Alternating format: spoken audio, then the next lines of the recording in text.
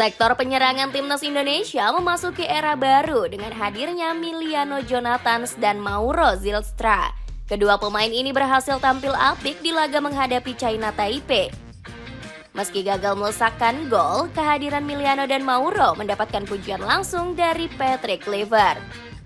Terutama untuk Emiliano yang dianggap memberikan perbedaan jelas di lini penyerangan. Cetak gol coba merangkum kombinasi penyerangan baru timnas Indonesia sebagai berikut.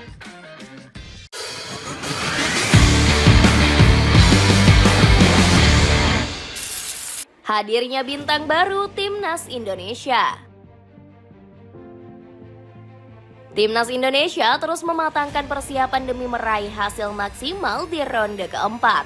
Terbaru pasukan Merah Putih menggelar laga uji coba menghadapi China Taipei. Benar saja, anak asuh Patrick Kluivert berhasil menggulung tim tamu dengan skor 6-0. Padahal sang pelatih banyak melakukan eksperimen hingga memarkir sejumlah amunisi utama. Tercatat cuma Rizky Ridho dan Emil Audero yang diturunkan sejak menit awal. Sementara posisi starter lainnya diserahkan kepada sosok Eliano Reinders, Mark Klok, dan Ramadan Sananta.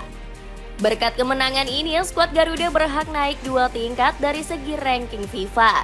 Pasukan Merah Putih saat ini bercokol di peringkat 116 dunia dan makin menjauhkan diri dari Malaysia di level 125. Di sisi lain, pertandingan ini juga menjadi ajang uji coba bagi penyerang baru timnas Indonesia. Salah satunya Emiliano Jonathans yang akhirnya bisa memperkuat lambang Garuda di dada. Meski belum mencetak gol, debut Emiliano sukses memikat hati para penggemar tanah air. Penggawa FC Utrecht ini mengobrak-abrik pertahanan China Taipei lewat manuver tusukan di sisi kanan. Dirinya bahkan nyaris mencetak gol dan assist yang sayangnya masih bisa diblok pemain lawan. Gak heran kalau pemain berdarah Depok ini langsung dihujani pujian tinggi dari Patrick Kluivert. Sudah lama saya ingin memanggil Emiliano, sebab saya pikir ia adalah pemain yang benar-benar bisa membuat perbedaan. Sekarang kalian bisa melihat kualitasnya, ujar sang pelatih. Debut magis juga dicatatkan Mauro Zylstra yang didapuk sebagai ujung tombak di akhir babak kedua. Dirinya bahkan sempat mencetak 1 gol lewat sundulan yang akhirnya dianulir oleh wasit.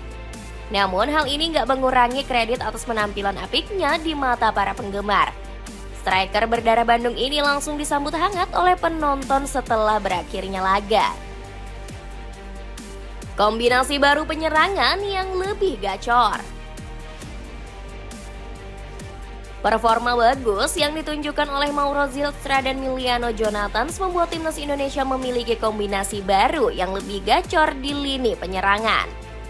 Pasalnya, nggak kedua pemain tersebut saja yang tampil unjuk gigi. Salah satunya ada Eliano Reinders yang akhirnya menunjukkan kelas sebagai penyerang kelas atas.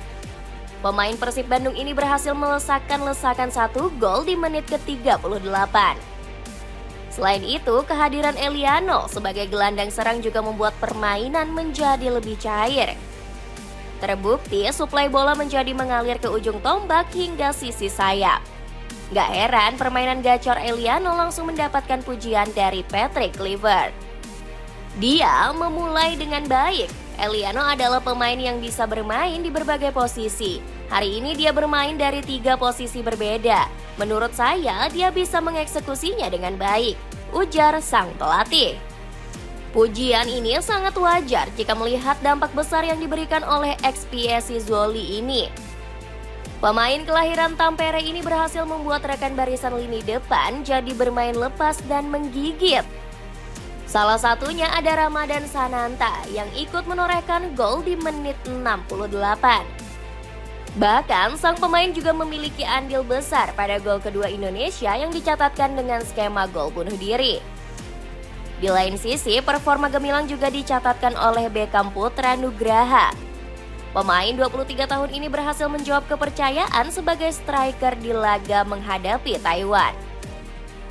Beckham saat itu sukses menggondol 1 assist untuk gol yang diciptakan oleh Jordi Amat.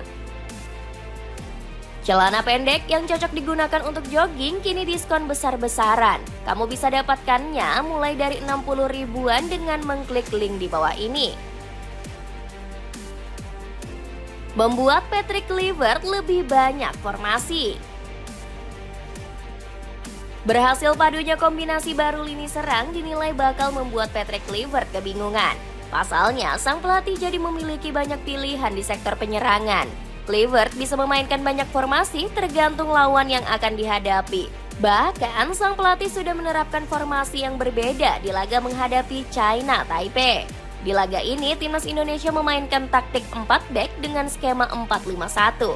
Di laga tersebut, Ramadhan Sananta diplot sebagai poser utama di barisan ujung tombak. Demi memanjakan sang bomber, Kluivert menempatkan 3 gelandang kreatif sekaligus di lini tengah. Sebut saja ada Egy Maulana Fikri, Beckham Putra Nugraha hingga Eliano Reinders. Formasi ini terbilang sukses saat menghadapi tim yang cenderung menerapkan strategi parkir bis. Taktik ini berbanding terbalik dengan yang dijalankan oleh skuad Garuda di ronde ketiga kualifikasi. Kluivert memasang taktik 3-4-2-1 saat berhadapan dengan China dan Bahrain. Kemudian formasi lebih bertahan dengan 5 back juga diterapkan sang pelatih saat berhadapan kontra Jepang. Pilihan formasi Kluivert sendiri diprediksi bakal semakin bertambah dengan kedatangan pemain anyar. Ex-pelatih Curaçao ini bisa memanfaatkan kehadiran Mauro Zilstra dan Miliano Jonathans. Bukan gak mungkin formasi menyerang dengan mengandalkan pemain sayap bakal dikeluarkan oleh Kluivert. Apalagi nantinya Indonesia juga ketambahan sayap lincah yakni Adrian Wibowo. Sang pemain kabarnya masih berusaha mendapatkan paspor barunya demi bisa tampil membela Panji Garuda. Selain itu, formasi 2 striker juga bisa menjadi pilihan. Opsi ini diprediksi bakal dipertimbangkan apabila Ole Romeni kembali dari absen panjang pasca cedera. Persaingan ketat trio penyerangan timnas Indonesia. Semakin kayanya pilihan di lini serang juga membuat persaingan semakin ketat. Nantinya Patrick Kluivert harus lebih cerdas untuk memilih trio utama untuk mengisi starting line up. Terutama di pos ujung tombak yang awalnya hanya diisi oleh Ole Romeni. Sang bomber jadi harus memperjuangkan tempatnya pasca sembuh dari cedera. Sebab ex-FC Utrecht ini harus bersaing dengan Mauro Zilstra dan Ramadhan Sananta yang tampil gacor.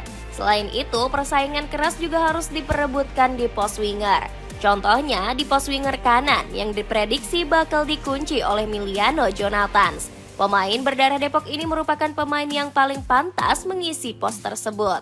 Sebab pengalaman Miliano sangat dibutuhkan untuk membuat perbedaan. Belum lagi sang winger masih konsisten tampil di Europa League maupun era divisi bersama FC Utrecht. Selain itu, pos winger kiri disebut akan jatuh kepada Adrian Wibowo yang bakal menjalani debut. Wibowo memiliki kemampuan lincah dan serba bisa di semua lini serang. Nantinya Adrian bakal bersaing dengan Ragnar Oratmangun yang baru kembali. Pemain 27 tahun ini sempat absen di pekan terakhir ronde ketiga karena mengalami cedera. Di lain sisi, beberapa pemain lain juga sedang gak mau kalah untuk memperjuangkan tempatnya. Sebut saja ada Yance Sauri dan Yakob Sayuri yang sedang on fire. Ditambah masih ada pemain kreatif serba bisa seperti Egy Maulana Fikri, Beckham Putra hingga Eliano Reinders. Dapatkan diskon 45% dari t-shirt Erspo. Cek linknya untuk informasi lebih lanjut. Itulah ulasan kombinasi penyerangan baru timnas Indonesia. Bagaimana pendapatmu? Akankah barisan baru penyerangan Garuda bakal tampil gacor? Coba tulis pendapatmu di kolom komentar di bawah ini.